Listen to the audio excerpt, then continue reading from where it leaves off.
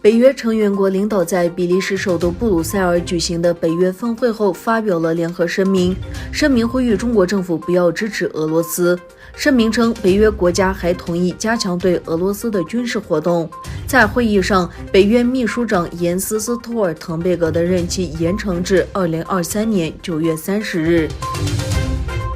中国工业和信息化部24日对美国撤销中信国际电讯在美国公司214牌照事项发表声明称，坚决反对。美国联邦通信委员会以国家安全为由决定撤销中信国际电讯在美国公司 Comnet 和太平洋网络有限公司的214牌照。委员会此前曾以同样的理由将中国联通和中国电信从美国市场撤出，并拒绝向中国移动发放牌照。中国外长王毅突然访问阿富汗。王毅此访是塔利班在阿富汗掌权以来，中国在阿富汗的最高级别接触。中国有一条狭隘的边境走廊，穿过阿富汗和东突厥散，担心这里的不稳定会影响其他边境地区。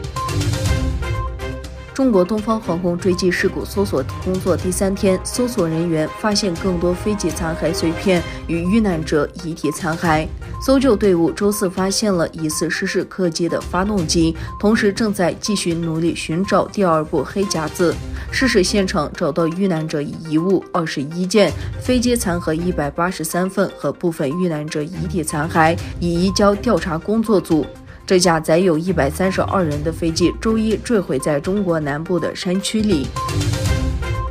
据报道，美国计划征集可供宇航员在地球与月球之间往返的新载具设计。此举将让埃隆·马斯克的太空探索技术 SpaceX 公司面临新的竞争。美国国家航空航天局 NASA 在本周3宣布，该机构计划在3月底前发布一份提案草案，为奥尔傣尼斯3计划之后的任务征集月球登陆器。该计划的目标是在2025年将宇航员重新送到月球。美国贸易代表办公室宣布，会复对352项中国商品的豁免加征关税措施。这些商品包括工业零部件，如泵和电动马达，一些汽车零部件和化学品、背包、脚踏车、吸尘器和其他消费品。这些商品原本是美国前总统特朗普要加征惩罚性关税的部分中国进口商品。2016年，中国开始以各种借口逮捕来自东突厥散各省及周边城市定居乌鲁木齐的维吾尔人。与此同时，中国政权加紧努力将汉族人从内地各省市迁移到乌鲁木齐。近日，东突厥散所谓新疆政府发布公告，为乌鲁木齐人口登记提供便利。